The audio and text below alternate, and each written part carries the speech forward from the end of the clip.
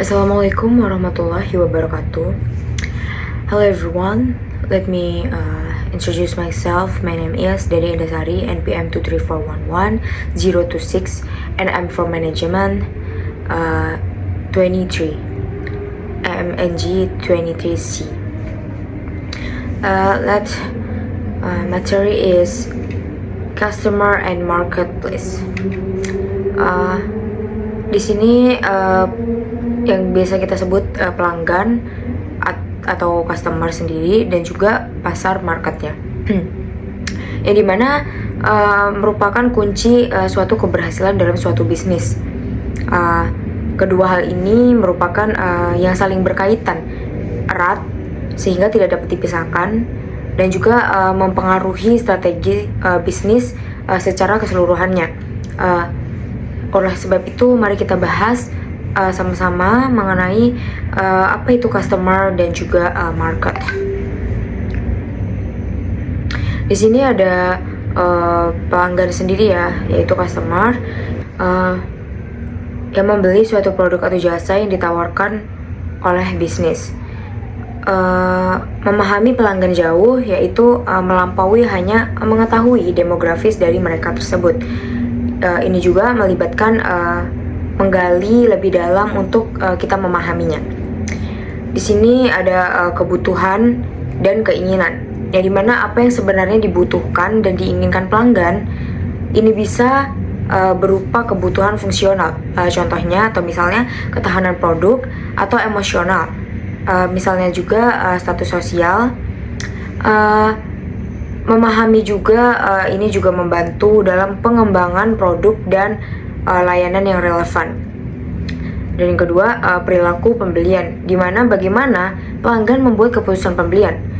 Faktor apa yang mempengaruhi pilihan mereka, misalnya harga, kualitas merek, dan rekomendasi.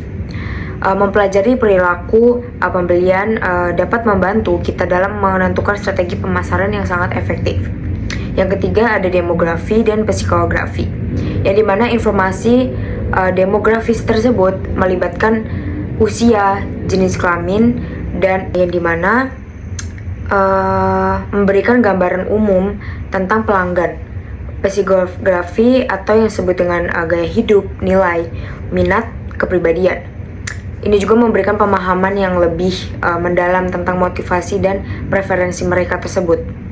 Selanjutnya ada segmentasi pelanggan, yang dimana membagi pasar menjadi beberapa kelompok pelanggan yang lebih kecil dengan kebutuhan dan karakteristik yang serupa. Ini juga memungkinkan memungkinkan bisnis untuk menargetkan pesan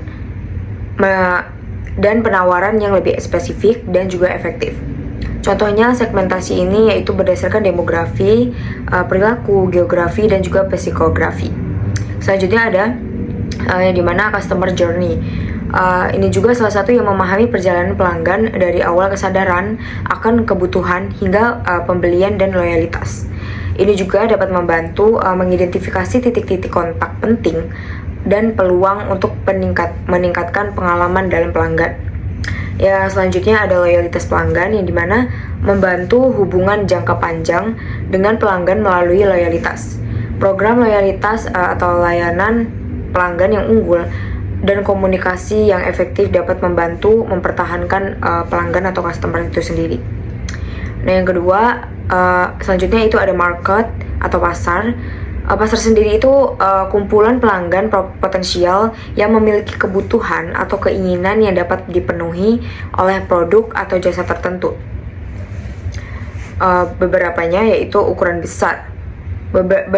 Berapa banyak pelanggan potensial yang ada di pasar. Ini menentukan potensi pertumbuhan bisnis. Yang kedua, ada pertumbuhan pasar, yang dimana apakah pasar sedang tumbuh, stagnan, atau menurun. Ini juga membantu dalam perencanaan strategi jangka panjang. Selanjutnya ada tren pasar, yang dimana apa sih tren terbaru di pasar sekarang.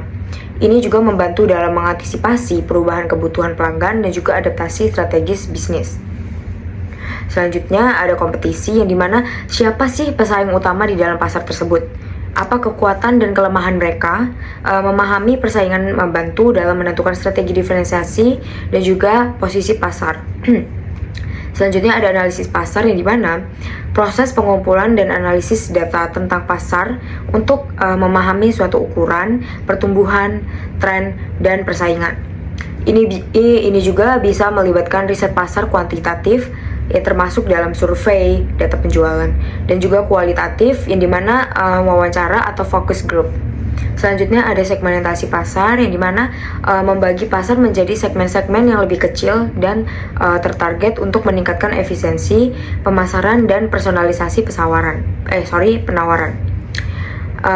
Selanjutnya yaitu ada hubungan antara pelanggan dan juga pasar, yang dimana memahami pelanggan individu ini membantu dalam memahami pasar secara keseluruhan.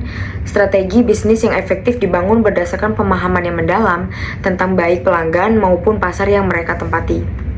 Bisnis juga perlu terus memantau atau menganalisis kedua hal ini untuk tetap relevan dan kompetitif. Jadi kesimpulan dari materi ini, pengetahuan yang mendalam tentang pelanggan dan pasar merupakan dasar bagi strategi bisnis yang sukses. Dengan memahami kebutuhan, keinginan, dan perilaku pelanggan, serta karakteristik pasar, bisnis dapat mengembangkan produk dan layanan yang relevan, menargetkan pesan pemasaran yang efektif, dan membangun hubungan jangka panjang dengan pelanggan. Riset pasar yang teratur dan analisis data merupakan kunci untuk menjaga pemahaman yang selalu up to date. Okay, let's from presentasi from me. Thank you for attention. Wassalamualaikum warahmatullahi wabarakatuh.